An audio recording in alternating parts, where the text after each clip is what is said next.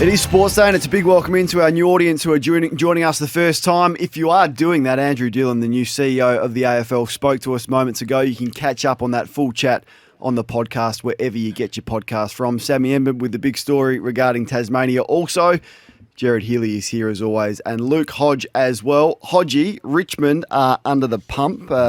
Just before 6 o'clock, you started to give your thoughts before we ran out of time. Would love for you to expand on them from what we saw on the weekend. Yeah, I think once you get to a team that's had so much success and the players have had so much success, and I was sort of reflecting back on our journey, we went through the same at Hawthorn when the coaches want to hold on to that as long as they possibly can, but then they also promise new people that they bring in. So we brought in Tommy Mitchell and Jago Mira on the mindset of if we keep this list fresh and young and energetic, that we could continue to stay up the top. It didn't go to plan, and I know Clarko made it hard to make decisions to try and rebuild because he committed to those players that he brought in, and I'm looking at Dimmer with the same mindset as what Clarko's had, where he's got the legends in that club of Koch and Rewalt, Martin, Grimes that have been so good for him, but then there's also Prestia and Tarrant who are over 30 as well. At what stage does he start to make the call of, are we still in a chance to win this flag? Because he's promised Taranto, he's promised Hopper, he's brought him in on long contracts, that they're going to continue to push for flags, because you look at that list and you thought, geez, they probably could if they had everyone up and firing. But unfortunately with AFL, it's not fair, and they've had a lot of injuries, but they're down in a position that's probably looking like they may have to go down the rebuilding stage. Just on Hopper and Taranto quickly, I love the future picks scenario as it plays out. So at the moment, GWS sitting on pick 3 for Hopper. Amazing. It was a future first rounder as well. It's amazing. 3. I mean, surely you'd like to think if you're Richmond, of course. I think you argued with me 2 weeks ago that it was still a good deal. When I first brought this up, all of you did. 2 weeks. 2 weeks is a long time in football, Kane. Don't worry about it. Did I? Okay. Well, if I did, 2 weeks is a long time. It was 3 on 1. I'm pretty sure we did. Yeah. All right, we'll get back to Hodgie's thoughts on Collingwood. Also, the umpiring. We'll speak about Jason Horne-Francis, the Blues, and a lot of other stuff as well. The 7 observations from round 7 are brought to you by the award-winning 7-seat Kia Sorrento. I want to start with observation 1. Adelaide have kicked themselves out of premiership contention. So you can't win the premiership if you're not in the top 4, particularly if you are an interstate side. And the 3 losses that they've had this year, they've kicked 12-18, they lost. Round 2, they kicked 10-16, you lose. Round 7, they kick 7-16 and lose. They should be 7-0. Can you imagine the hype around Adelaide if they'd kicked straight and they were 7-0 looking at a top 4 position? How is the hype anyway? Yeah, pretty good. They'd be pretty flat after last night, Gerard. So they're 4-3 with Geelong, St Kilda, the Western Bulldogs, Brisbane as their next 4. So why can't they make the top 4? Well, you think how many you're going to have to win? 16, I reckon, in a 23-round season. They've got 4. They've got Geelong, St Kilda, Western Bulldogs, Brisbane. How many of those do you give them? I reckon they're going to be 6-6 probably. You're not making the top 4 from 6 there. 6. I wouldn't have thought. Such an even season at that top end, though. I think we often have to redo our parameters on what's going to make top 4, what's going to make top 6, etc. So anyway, they'd be pretty excited just to tick off the finals for starters. Blown opportunity though. They're playing good footy, Hodgie. Didn't they win the 97-98 from coming from 7th and 8th? Yeah, it's a different format though. It's system. I think for an interstate, it's very difficult to win it from outside the top 2. I reckon, let alone the top. Well, the Dogs are the 4. most recent. Yeah, Melbourne's, and they had some things go their way. It can be done. Very rarely would it happen. But Adelaide, what I'm saying is Adelaide are a good side. They've just blown it in 3 of the games. Should be 7-0. On that theme, observation number 2. Why did Matthew Nicks sub out Saligo? 24 touches. 7 score involvements, equal most for the Crows, 14 contested possessions, and he subbed him out with 20 minutes to go in that game. I couldn't believe it. I looked at it, and Fox Footy thought it was Laird, and I thought, okay, that's okay, he's got the calf.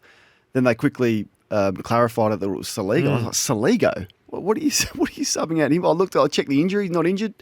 So that was bizarre for me, why he did that. And still on this theme, and Hodge will accuse me for being too South Australian centric, but I think we need to put the performance of Taylor Walker in big games under the microscope. Does he play well in big games? He fills up on the North Melbournes and the Hawthorns and the Fremantles. How often does he kick a big bag against a top 4 worthy side or in a big game? 7 touches, 1 goal, 1 tackle, out position, out mark yesterday, and I thought his body language was poor. So that's one to watch, I think, over the course of his career. Observation number 4, Will Powell is the player in the competition that we do not talk enough about. Absolutely flawless. I reckon he played a flawless game of football yesterday. 23 kicks at 80%, 13 marks. He's 23 years of age off the back of a horrific broken leg. He's a star of the game, Gerard, and I know you would have noticed his performances. Yeah, no, he was flying last year until that injury, and he was one of the main reasons why their season fell apart. Before round one, it was everyone playing for second, and I refer to Geelong here. Everyone is still playing for second. Geelong are perfectly positioned, good players fit, back in form, great depth. We saw De Koning go into the ruck, which I loved. The AFL's best player, Jeremy Cameron. They play Blixarves back in the trick ruck role, which I really liked, and you did the game yesterday, Gerard. You would have noticed that. Thought the combination of those they got two two. first ruckmen. They've got Sam De Koning, and they got the steeplechaser. And sometimes they were sort of at the same stoppage together. Yeah, you they didn't were. know what was happening. And I can't believe how good Sam De Koning is, Hodgie, at ground level. Well, him and his brother, both blokes that size who can run around the ground and take those contested marks, but also when the ball hits the deck, they aren't beaten too many times. So they've still got 8 games left at GMHBA, which will allow them to manage their players, as they did yesterday with Dangerfield, 64% game time, I think it was. And finally, speaking of Dangerfield, he's got an equal 8 All-Australians, which is the most ever, with Rashudo, Ablett Jr., Franklin and Robert Harvey. Is he on track to make it 9 for a competition record? 16 years he's played, and he's on track for 9 All-Australians. No, it's an extraordinary career, and I think he struggled the first 3 games, and he's had serious coaches' votes in the last 4. Goodness me, 15 inside 50s, 10 clearances, 9 score involvements in 65% game time. He's got a Brownlow. He's going to have 8 or 9 All-Australians. He was the best finals player last year. He won the Lee Matthews Award, and he's got 4 best and fairest. That's legend status in the Australian Football Hall of Fame for me. And Hodgie? he was also in discussion for Norm Smith medal as well. It was him and Isaac Smith, the 100%. two. And Isaac did a lot of stuff in the first half, but Danger had 7 goal assists, I reckon, to go along with all his contested possessions as well. Speaking of legend status, I mean, Tony Lockett's a legend. There's a lot of the past great full forwards that are legends. Jason Dunstall will become a legend. He can take that to the bank. When you compare their goal tally to that of Tom Hawkins, I heard you speaking about this during the call. he will come up short. But if you added handball and goal assists, and I know Jason used to flick out a few. Different era as well. A totally different era. This is an era where 6 is a bag, whereas in Jason's era, I mean he didn't even count 6 as a bag. He would have counted 10 as a bag, and we'll get the numbers out at some stage. But his hauls over 10, like it's extraordinary. It might be 23 or 24. It's just some ridiculous figure where he's kicked double figures. The point I'm making is I think Tom Hawkins is, with Dangerfield, entering that hallowed turf or the hallowed status as a legend. Of the current players, and I heard that discussion, it got me thinking. I was like, okay, that's a big statement. But then you think about it, he's led, and I just looked this up, he's led Geelong's goal kicking 11 times in a great era. Like 3-time premiership player, he's 5-time All-Australian, including captain. Hodgie, of the current players, I'm putting you on the spot a little bit here. So I've mentioned Dangerfield. Franklin is the obvious one. And Gerard's mentioned Hawkins. Is there anyone else that springs to mind that we're talking not only Hall of Fame, but legend status? For consistency, is Pendlebury in the conversation? That was the one I thought of as well. And there's an early... I know Bond's only just gone into his 200th game, but if he continues to do what he's been doing, since he jumped onto the AFL scene, between a leader, an impact player, premiership player as well. One other one. Dustin Martin. Good call. Have to be. Good call, Sammy. All right, 0433 98 11 16. That's the Timber text. For the current players now, who should be in the conversation or thought about as a legend in the Australian Football Hall of Fame? Be that 30, 40, 50 years down the track. Back to Luke Hodge, who wants to give his thoughts about the Pies and how calm they were, Hodgie. Yeah, it's something that amazes you. I know that last year we went through and everyone was saying, well, if they go through and have so many close games again, well, they may lose half of those, and they jumped into top 4 last year because they got lucky. It's not luck. When it can happen, I know they lost the two close games they lost last year seemed to be the finals, which are pretty important games. But you look through and how they handle things, the composure that all players do, even the knock through from, was it Johnson in the goal square, which the smartness of that for a young player, for Jamie Elliott to have a go at him or argue, say, what are you doing? And he's like, no, we're good. We're at least we've got a minute and a half to try and turn the ball back over. They've got to go through our zone, which has been so effective. it just continues to amaze. And I've got no doubt that it's the experience for the coaches that have taught these players. Yes, they've got the Pendleburys, Steele and all these, but a lot of these guys have come into the side over the last few years. McRae, Lepage, and also Bolton that have been coaches at previous clubs. That has to do a hell of a lot for the confidence and the clarity for those players when they get into these situations. As a brilliant captain yourself, how do you see the leadership of Darcy Moore? Well, he seems to be in control, and as a defender, it's hard to have an impact unless it's with your voice and setting them up. But by the sound of it, it sounded like he made the call to go forward. If you listen to his interview after the game, what I've seen of him, he's been impressive. If he's got the flexibility to push forward when he needs to, that means they trust him. Gee, did they cop the rough end of the pineapple with the umpiring at the end? My goodness, there might have been a right if they didn't get up there. That was extraordinary. Three obvious ones, Hodgie. Yeah, the one with Johnson in the goal square, but you'd expect that to be called, but that happens. The Murphy one where the front on contact. That baffled me because not only was front on contact, and yes, he was going for the ball, but it hit him in the head for one. And the deliberate one where he was running off, I can understand the umpire's point of view on that one because the intent was to go out of bounds. But the only thing is you had an injured player who was running off in that area. So I can understand where the umpire was thinking with the intent from the balls going towards the boundary line. But the other two, they did baffle me, especially the front on contact one. Who does Jason Horne-Francis remind you of?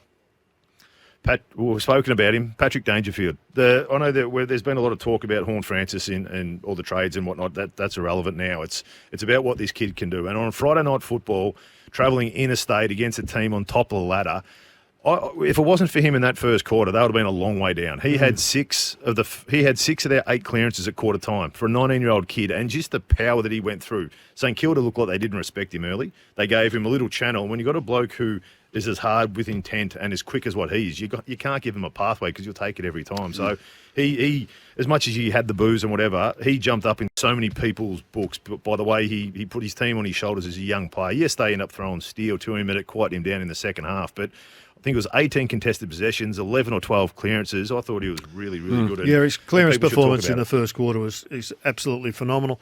Are you helping him with his kicking, Kane? Because he's trying to burst the ball. Yeah, I'm not concerned about his kick. He's a good kick, and I think we had Daniel Horne on 3 weeks ago, and he was the number 2 rated kick in the comp. But so he did try and he tried to break people's rib cages with the ball. Kick it too hard, but technically he's a good kick. We saw that one in the last quarter where he went inside in a critical moment.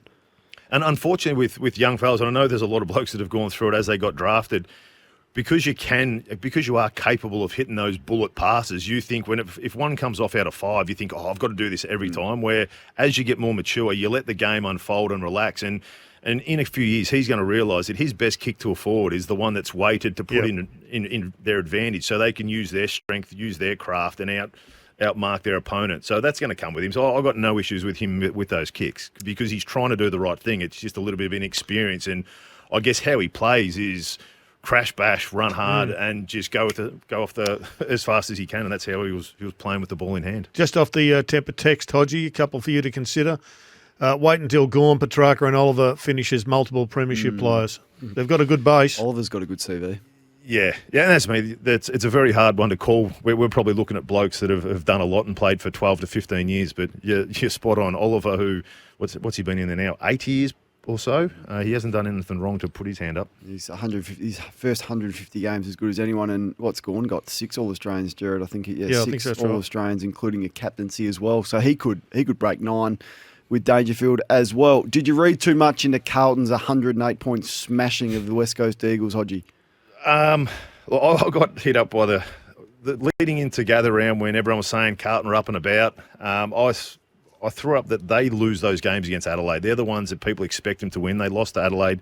They lost the following week. They had to beat West Coast, but I wouldn't be looking too much into it. If you look at the stats, they were 120 plus disposals, 150 uncontested possessions, 80 more marks, 25 more marks inside forward 50. And had 22 more inside forward 50. So I think that's more of a what is West Coast doing than the Blues. And you can't fault them. Like they only played against who they were against them. But it's this week that I'm looking at. It is Friday night, as I said, big stage football against a team that have hit their straps. They've won their last 4. Let's see what the Blues can do this week before we get too excited. And McKernow and Mackay. Well, McKernow got 9 goals, including being benched in that last quarter. I'm still worried about Harry. When he gets on the left-hand side of the goals, he still doesn't seem to have any real confidence in kicking the ball. His foot swings dramatically across his body, and Hodge, as a left footer yourself, he's got to just somehow address that situation, because no one's talking about it after a 100-point win, but it's a big issue when you're trying to achieve what Carlton are trying to achieve. Yeah, if you look probably even in the last 2 or 3 games last year, they should have won those games, but it was a lot of their kicking. That's yes, right. there was a few decisions late in the games that cost them, but their kicking kicked them out of games early on. So there's no doubt there's an issue with that, but there's a big that person between your ears that's sort of talking as you're running into goal. That's got a lot. You need clarity in that situation. It looks like he's unsure whether he snaps, whether he does a banana, whether he kicks it straight. And if a forward's thinking that as he's running into goal, that's big issue. Personnel-wise, it looked better though, didn't it, from a Carlton perspective? So that makes me wonder what they don't have a decision to make this week, given Tom was injured at the VFL. Tom DeConey. What do they do there? Because Pitnet acquitted himself right well. It works with Silvani, Curnow, Mackay forward. They're not too top heavy. So when he is fit and available, isn't that a hot potato to be juggling? It is, and I was pondering that myself. What do you do? I mean, clearly Silvani would appear to be the one either in or out. What's his injury, by the way? Concussion. Okay. So That's the hard one. As much as you look at it and go, Silvani's probably the one where you'd put. He's almost like the heart and soul. Yeah, He's that's an right. effort player. That's right. Like he He's plays the blue out collar. of size. Yeah, he plays out of size in the ruck at times when they've needed him to. He's that one who'll fight for the contest. He'll snag a goal or two when needed.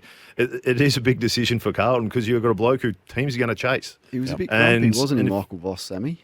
Over DeConey's future? and has been for a couple of weeks. Okay. I think the line of questioning has clearly gotten him a little bit in that space, and you can appreciate that because he might want to make himself comfortable. As that question's going to come right until the end of the season. Hodgie, there was a couple of coaches that used their platform to send a message. I thought Ross spoke about how he chatted to Dan Richardson from the umpires looking for clarification. Ken Hinkley was the same and had a roundabout go at the umpires for the way Port Adelaide have given away so many free kicks. And, Fagan. Yeah, and Chris Fagan and also Craig McRae on the Murphy one. I actually really like it. I thought they were all respectful, and I think that's the exactly what you want to hear from our coaches. What did you think? I couldn't agree more. If you've got a coach that rants and raves and abuses, it sounds like they're making excuses. But if they put up legitimate reasons of why they were asking, like Particularly after a win. Yeah, the Port Adelaide one where they've had minus 20 holding the man for the season, that's a big number. And if they're not doing something, well then he's asked for umpires to come down and teach them the right way. So it's a clear way of getting the message through to the AFL and the umpires that we need your help or we need a bit of clarity on how we're going. So I've got no issues with how they put that up. Do you think that's just, if you're looking for a reason why they're getting penalised, they've got an undersized defence and undersized defenders tend to scrag? Well, and also ruckmen that aren't used to the craft. When you look at Dixon and Finlayson, they ruck, they pinch hit. But where the actual experts in the ruck, they do it all the time. So maybe a lot of those, and they would have looked at this, maybe a lot of those are coming from ruck infringements as well. I didn't mind the Ross line one as well, though. That play on 10 metres out from goal, that's a big call to make when so many players are over the whole ground do the same thing. But because they're in their D50 and there's nothing else going on apart from him with the ball, there's no one running past for handballs, the umpires are only concentrating on the player with the ball. He's called play on. It was a very costly goal as well. AFL head of umpiring Dan Richardson, by the way, boys, has released a statement clarifying the Nathan Murphy non-free kick. No, he said it was a mistake. He said following a review today of that particular passage of play, we acknowledge that the umpires missed the initial free kick. This is, as I say, to Murphy. And subsequently, the process of managing the blood rule was not followed. So the AFL put its hand up to say, as they do from time to time, they might not come out in a public sense and I guess are willing to be interviewed in this particular format, but they do release statements from time to time. There is a line to these things, of course. They can't clarify every single incident, but this one being so high profile, they've come out and made a statement. If it costs a club a game, I think they're entitled to. Did they address the last ruck infringement with Sydney and GWS? No, that might not have met the criteria. And the Ash Johnson one? No, didn't mention that one. But that's clearly a mistake. I don't think we need a statement from the AFL to acknowledge that, do we? Well, maybe. We miss high free kicks quite often. Hodgie, I don't know where to rank Port Adelaide. What I do know is that they've won their last 4 since Warren Tredrea came out and said it's untenable. So I'm calling it the Tredrea curse. How do you see them? It's not a curse, it's the reverse. You saw them reverse curse. You saw them live on Friday night. Where do they sit? What I did like about them is how they were able to change their game style. So they went in with a clear, or it looked like a pretty clear understanding of when they had the ball, they didn't want St Kilda to get set up. So it was about moving the ball fast. You get in the back pocket, you roll and move it to try and bypass their zone. That didn't work. They went in 3 goals down. It looked like they composed themselves and they moved the ball in a smarter way. A little bit more kick mark, making St Kilda man up. So that's what I did like. I like how they were able to change their game style mid-game. I also like their hunt. They're being able to adapt as well, throwing Boak back into the middle. He was unreal. I was surprised that I think Horne-Francis got the 10 votes. Boakey would have had to be in there or higher at least, because I thought he had got 6. 6, yeah. He was. I thought he was really good. That gut running stuff that you don't expect from a over 30 that he was continued to do, but he pushed along. So there's from the inconsistencies that we saw from them in rounds 2 and 3. They were excellent again in round 1. The loss against Collingwood and then Adelaide. But the last month, you can't knock them. What they've been able to do has been really impressive. I thought the win was more meritorious because Rosie was, particularly up until half-time, was a non-factor. Yeah. And the reverse of that, Hodge, is the Saints. Did they do anything to potentially expose how to break down this phenomenal defence in the first 6 weeks of the season? No, I still walked away thinking St Kilda were impressive. I've been waiting there sort of sitting, has it just been a few weeks of a new style with Ross? But what I did find out is you can have a defensive structure, you can have as much as you can, but if you don't have the top-end talent to help that and to help win close games, not having King up forward, that's what they miss. What they've been really good at, St Kilda, is that pinpointing, that hitting blokes up on the lead. They've had a small, agile forward line, and they've been able to use that. I think Ross said that they're too coachable, because he mentioned that he goes, let's just try and get in there a little bit more. So what does a coachable team do? They just go long too often, and they don't have a King or anyone down there. So I think that's where they'll be waiting to get a big, tall forward back. So when they are in that issue, and they do have that trouble of not being able to pinpoint and get through, that you have that release kick and have a contested marker up the line. Interested in your thoughts, all of you, about Essendon, because they were humbled in the first quarter by a powerful side who just muscled them out of the middle, and Dangerfield was extraordinary, as was Tom Hawkins. And yet after quarter time, they basically went goal for goal. Well, they have 13 goals in a row kicked against them, if you include the 7 on Anzac Day in the last quarter and 6. Well, they didn't do that. So defensively, and the 6 in the first quarter, so 13 in a row. So defensively, they're still poor. I mean, they had 130 points kicked against them. But there's enough there. Well, they had a baby up against one of the men, Mountain. But they don't have a lot. Laverde's going to come back, but there's nothing there that's going to really shore up the defence from a personnel point of view. Laverde was missed, wasn't he? Yeah, but they've conceded 132 again. So defensively, I've got my questions. I don't think they'll make the 8.